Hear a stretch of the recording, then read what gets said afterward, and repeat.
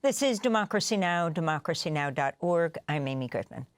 Will the Supreme Court let two verdicts against President Trump stand for the sexual abuse and defamation of writer E. Jean Carroll?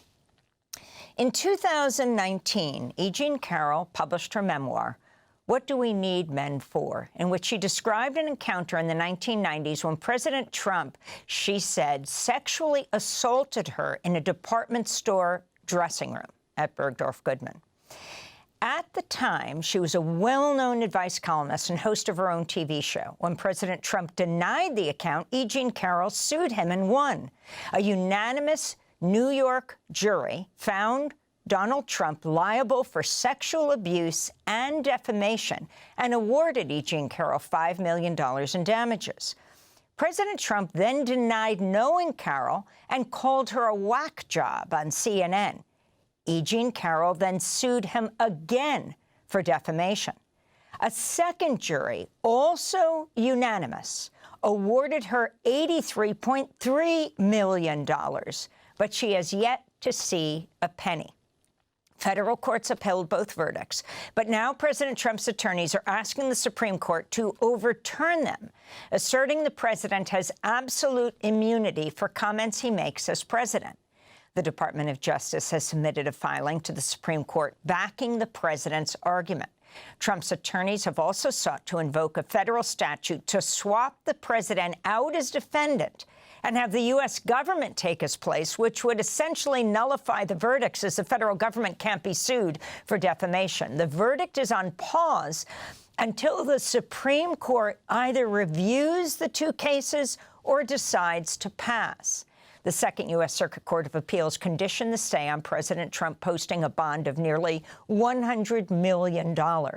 Well, a new documentary goes through all of this and more. It's called Ask E. Jean Carroll. The film is directed and produced by the award-winning filmmaker Ivy Meeropol. Her past films include Heir to an Execution, a documentary about her grandparents, Julius and Ethel Rosenberg, who were executed at Sing Sing in the 1950s. In a moment, we'll be joined by Ivy Meeropol, but first, this is the trailer for Ask E. Jean. There's no such thing as destiny, dear listener. We ourselves make our lives. All the time I'm writing, and then I write this little quiz, and Esquire buys it. I got one taste of New York, and I thought, wow, I was as happy a being as ever existed. All my dreams were about becoming an advice columnist. And then Roger Ailes gave me my own TV show. You don't really care who comments on anything because, No, I mean, you comment on everything.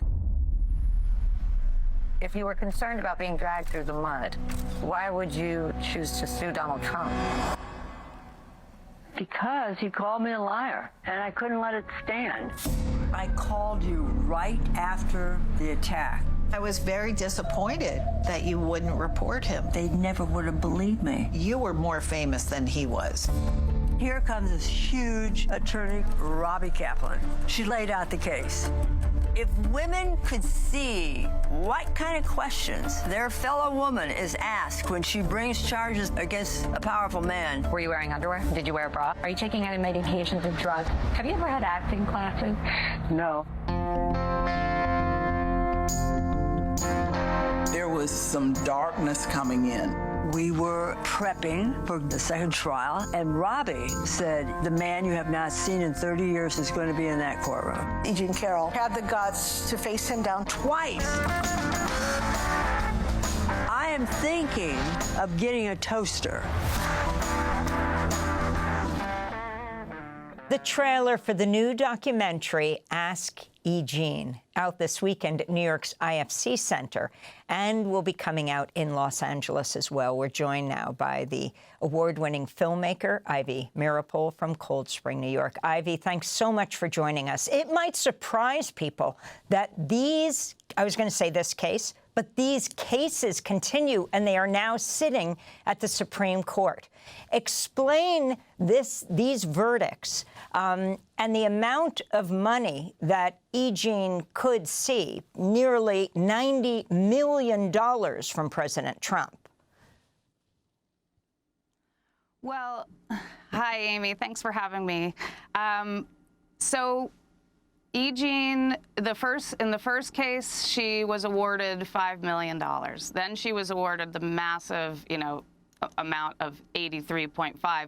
And that was specifically had to do with the amount of defamation that continued to, rain down on her from President Trump, but also that activated so many of his followers to really threaten her, violently. So the 83 million was the jury saying, it has to be a very large number to make it stop.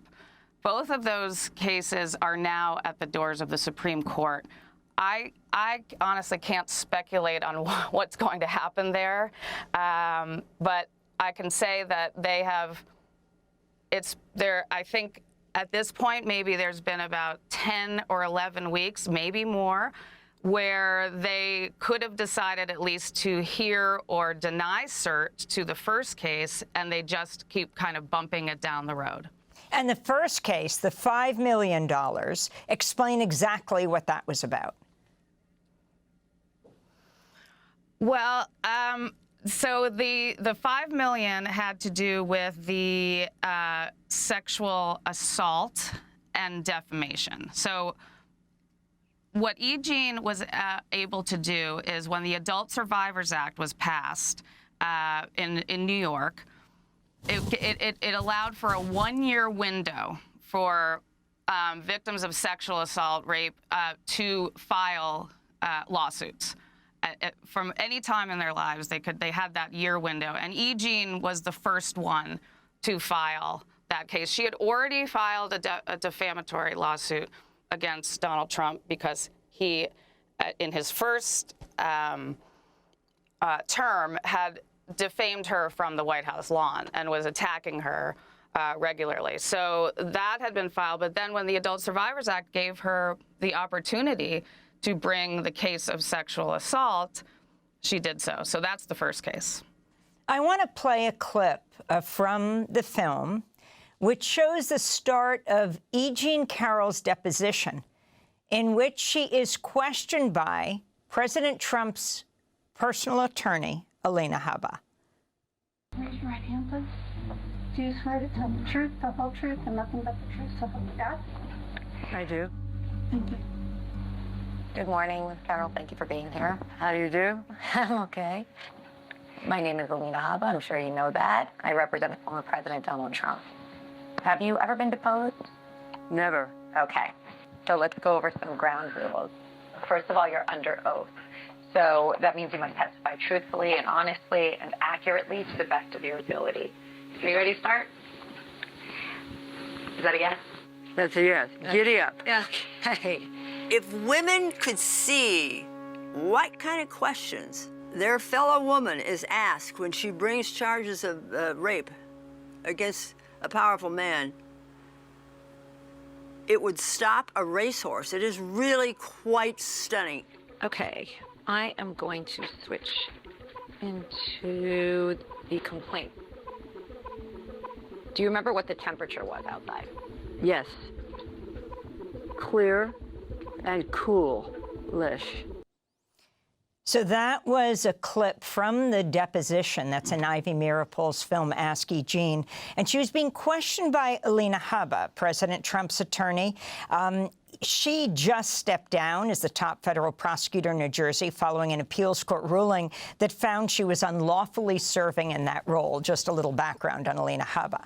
But E. Jean Carroll, we heard the deposition and then a clip of an interview with her talking about what women face when they make accusations about sexual abuse today. Ivy. Yeah, so, excuse me. So I just want to first say that this is an incredible opportunity for audiences to see what really goes on. when a woman brings a case like this, especially against a powerful man, but any man, really, that if you make it all the way to being deposed or sitting in the courtroom, you are going to be subjected to this kind of questioning. And when you watch the whole film, you see that it's relentless and it goes on.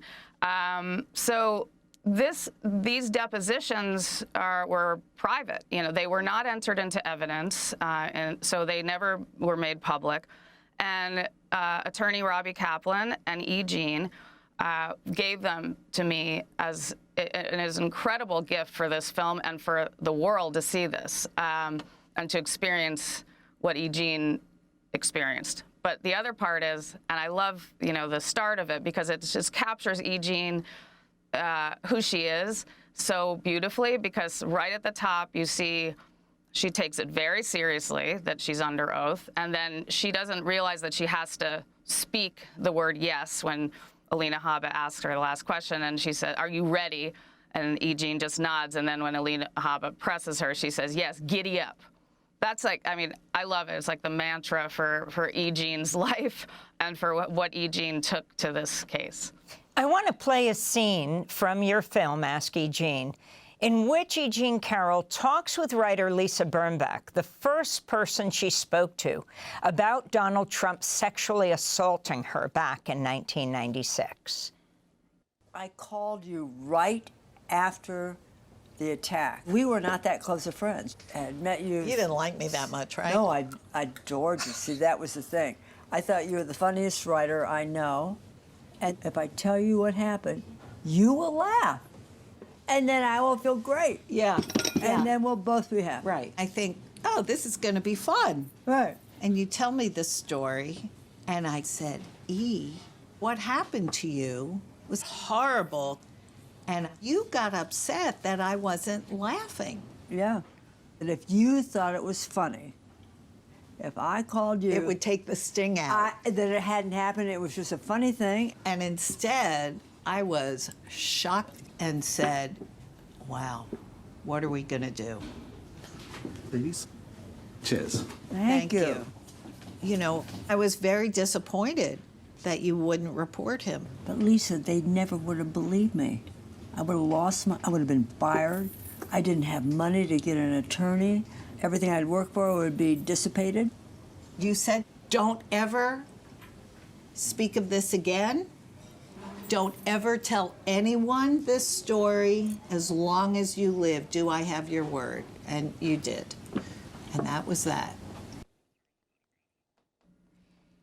That's writer Lisa Birnbach, the first person E. Jean Carroll spoke to about being sexually assaulted in the department store dressing room. Ivy Mirapol, talk about the significance of what it means when a person has told another person contemporaneously. Mm-hmm. Yeah, so Lisa is what's called an outcry witness, and which just means that she's the person that E. Jean told right after the attack. Carroll Martin is E. Jean's other outcry witness.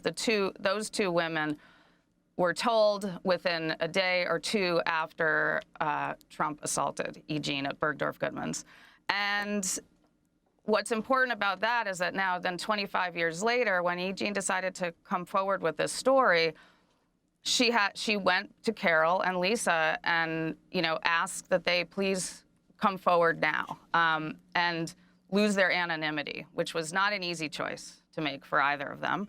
And they both did, and they both stood by E. Jean, and it's a beautiful story of female friendship across the years and then coming together to fight this common battle.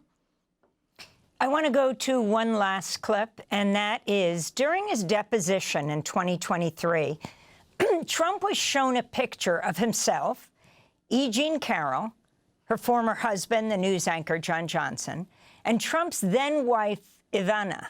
He confused E. Jean Carroll with his ex-wife, Marla Maples.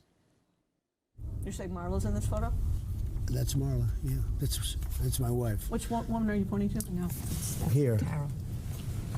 Oh, is that? The person you just pointed to was I E. see. Jean Carroll. Who is that? Who is this? Point, your wife. And the woman on the right is your then wife, I don't know. Ivana? This was the picture. I assume that's John Johnson. Is that? That's Carroll. Because it's very blurry. So this is an amazing moment, right? This is Donald Trump, who said he'd never met this woman, who she was not his type. And of course, then E. Jean Carroll writes a book, He's Not My Type. And he is confusing E. Jean Carroll with his ex-wife, Marla Maples. Yes. Now, you know, Amy, this was reported at the time, but I don't think people, myself included, can fully appreciate or understand what was happening here until we were able to just really play it out in the film. Yeah, it's as you said. Trump is presented with this photo that shows, you know, him meeting E. Jean or saying hello to E. Jean in a receiving line. And he gets very confused. He is asked to identify everyone in the picture, and his wife Ivana Trump is there, and with him. But he looks at E. Jean and he says, "That's Marla. That's Marla, my wife." Now, Robbie Kaplan, so quick, she follows up with this unbelievable bombshell of a moment, and says, "Would you say that all three of your wives were your type? Are your type?" And he says, "Oh yeah, sure." Doesn't he? You know, it's just, and we have that in the film too. So, it is such an important turning point in the case, and it just shows, you know, how all of his bluster about, you know, she's not my type and all of this is just more lies. Ivy Mirapool, as we wrap up, can you talk about the release of this film, the theatrical release this weekend? It's opening at IFC Center here in New York, going on to Los Angeles. Have you had difficulty distributing this film? Yes. It has been, as you can imagine, it is quite a challenge. You know, it is just the reality in our country right now that this vengeful president, and he's so powerful right now, back in office, that it, you know, it has a chilling effect. So we have had a very hard time. We know that audiences want to see this film. We've seen the reactions in the film festivals we've been privileged to be part of. So it took a while to get here, but we have partnered with Abrama Rama, an incredible distributor, and we are pushing the film out all over the country.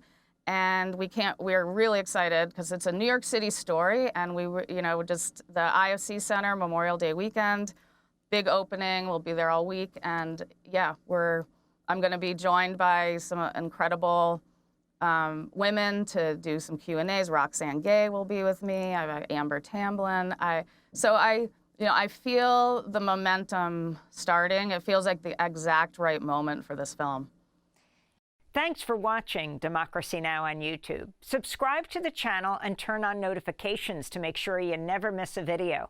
And for more of our audience-supported journalism, go to democracynow.org, where you can download our news app, sign up for our newsletter, subscribe to the daily podcast, and so much more.